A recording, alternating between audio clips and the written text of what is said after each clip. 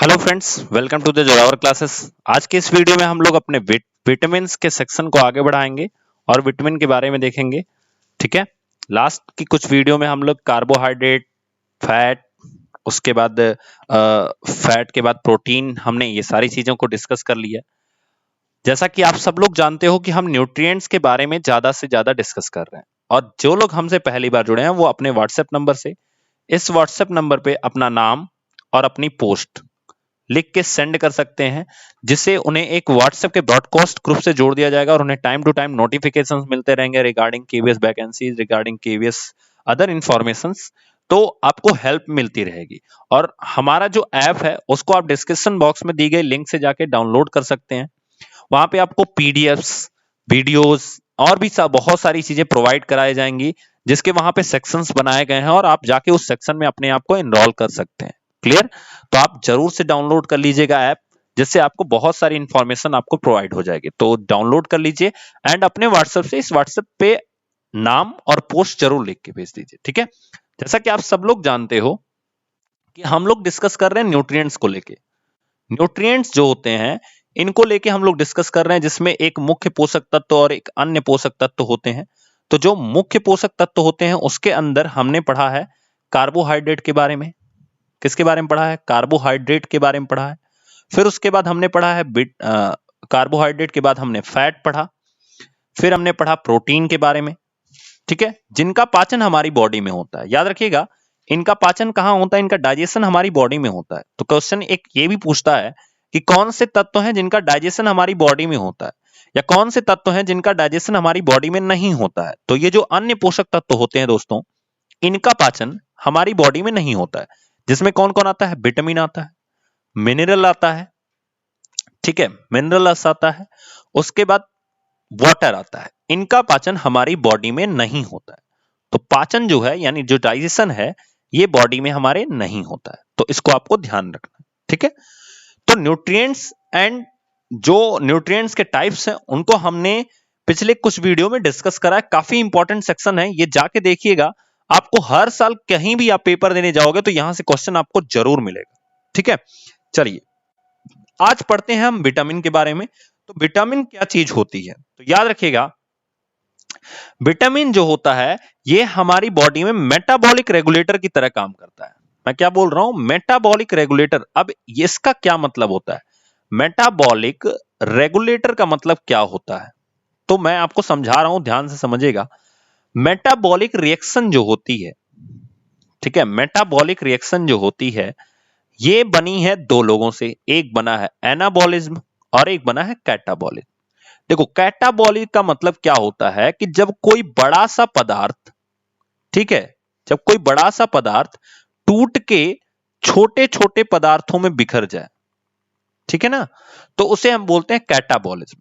और जब कोई छोटे छोटे पदार्थ जुड़ के बड़े पदार्थ का निर्माण कर दे तो उसे बोलते हैं एनाबॉलिज्म। और इन दोनों की प्रक्रिया अगर एक साथ होने लगे तो उसे बोलते हैं मेटाबॉलिज्म। जैसे एग्जांपल समझो, आप रोटी खाते हो तो रोटी को तोड़ तोड़ के आप बॉडी में ले रहे होते हो। ध्यान से समझिएगा, बहुत ध्यान से। तो जो रोटी का टूट के आपकी बॉडी में एनर्जी बनती है, जो रोटी टूट के आपकी बॉडी में क्या बनती है? एनर्जी बनती है, वो कैटाबॉलिज्म प्रोसेस हो गई। तो इसका मतलब अगर आपसे सवाल पूछा जाए कि डाइजेशन कैसी प्रोसेस है, तो कैटाबॉलिज्म प्रोसेस है। ठीक है।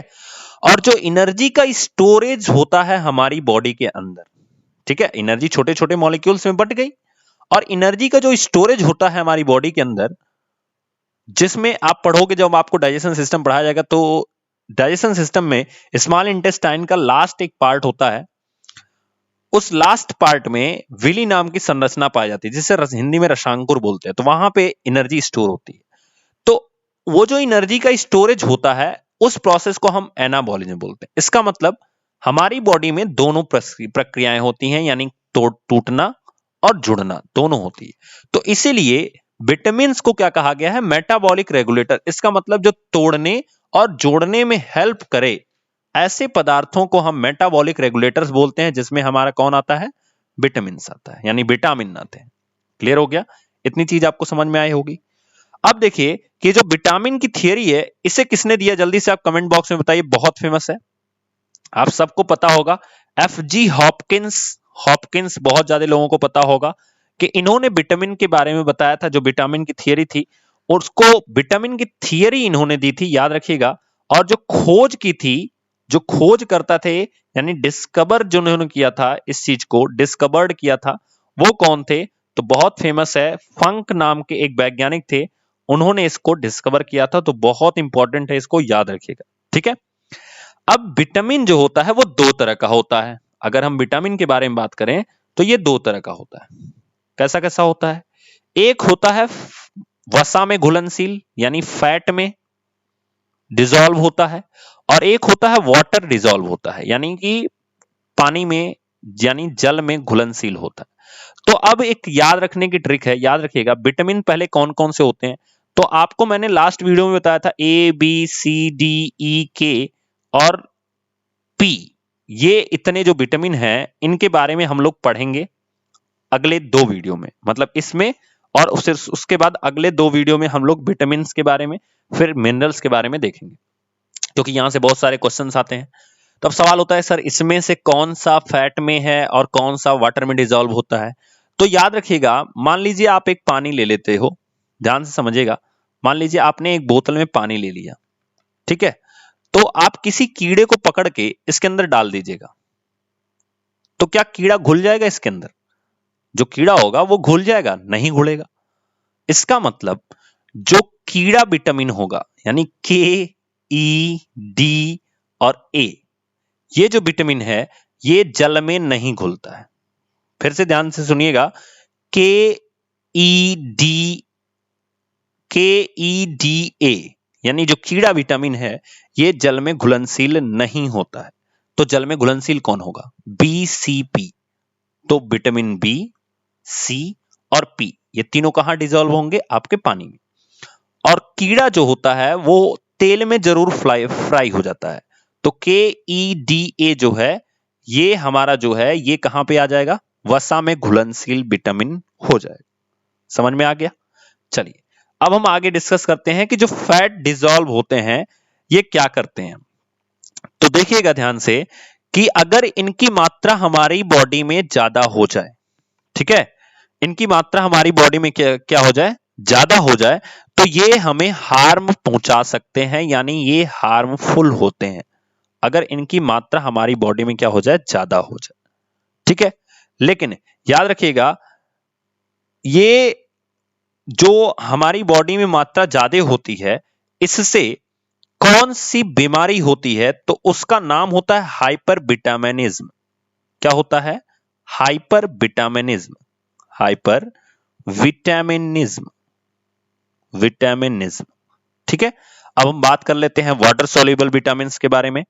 तो इसे हम स्टोर नहीं कर सकते हैं, ठीक है। और यूरिन से जो विटामिन सी है, तो बहुत अच्छा सवाल पूछा था, यूरिन के थ्रू कौन सा विटामिन बाहर आता है? तो विटामिन सी जो है वो यूरिन के थ्रू बाहर आता है। विटामिन सी कहां पाया जाता है? सिट्रस जो फ्रूट्स होते हैं उनके अंदर पाया जाता है, जो खट्टे फल होते हैं उनके अंदर पाया जाता है। और याद रखिएगा कि जो स्वेटिंग होती है, यानी जो पसीना निकलता है बॉडी से, उस पसीने के अंदर जो स्वेटिंग होती है उससे कौन सा विटामिन बाहर आता है? तो विटामिन बी जो होता है उस पसीने से बाहर आता है। समझ में आ गई बात? अब हम लोग आज के वीडियो में इतना ही रखते हैं, ठीक है। नेक्स्ट वीडियो में हम डिस्कस करेंगे ए से लेके विटामिन बी तक। अब मैं बी तक ही क्यों कह रहा हूं उसको समझिए, क्योंकि बी के बारे में हम 12 विटामिन को डिस्कस करने वाले हैं, यानी B12 तक। बी के पार्ट्स होते हैं, B1, B2, B3 ऐसे डिस्कस करने वाले हैं। और नेक्स्ट वीडियो में सी डी ई के पी के बारे में डिस्कस करने वाले हैं। लेकिन आपको याद होना चाहिए, बहुत फेमस क्वेश्चन पूछता है वसा में घुलनशील विटामिन कौन है, तो आपको याद आना चाहिए कि सर पानी में कीड़ा नहीं घुल सकता, इसका मतलब कीड़ा कहां घुसेगा? तो आपके वसा में घुलेगा। क्लियर हो गया? और जो लोग हमारे इस सेशन से पहली बार जुड़े हैं वो अपने व्हाट्सएप से इस व्हाट्सएप नंबर पे अपना नाम और अपनी पोस्ट को शेयर कर दें। तो हम लोग नेक्स्ट वीडियो में क्या पढ़ने वाले हैं? नेक्स्ट वीडियो में विटामिन ए के बारे में पढ़ने वाले हैं, उसके बाद विटामिन बी के बारे में पढ़ने वाले हैं। और इनके बहुत सारे टाइप्स होते हैं विटामिन बी के, तो उसके बारे में बहुत ज्यादा देखने वाले हैं। विटामिन ए का जो नाम होता है उसे हम क्या बोलते हैं? रेटिनॉल बोलते हैं। जो केमिकल नेम होता है रेटिनॉल बोलते हैं। अब यहाँ पे रेटिना नाम का एक वर्ड आ रहा है। रेटिना हमारी आंखों में पाया जाता है जिसपे हमारा प्रतिबिंब बनता है। तो हम लोग कुछ आंखों के बारे में भी डिस्कस करेंगे नेक्स्ट वीडियो में। तब तक के लिए थैंक यू दोस्तों, मिलेंगे नेक्स्ट वीडियो में नए टॉपिक के साथ।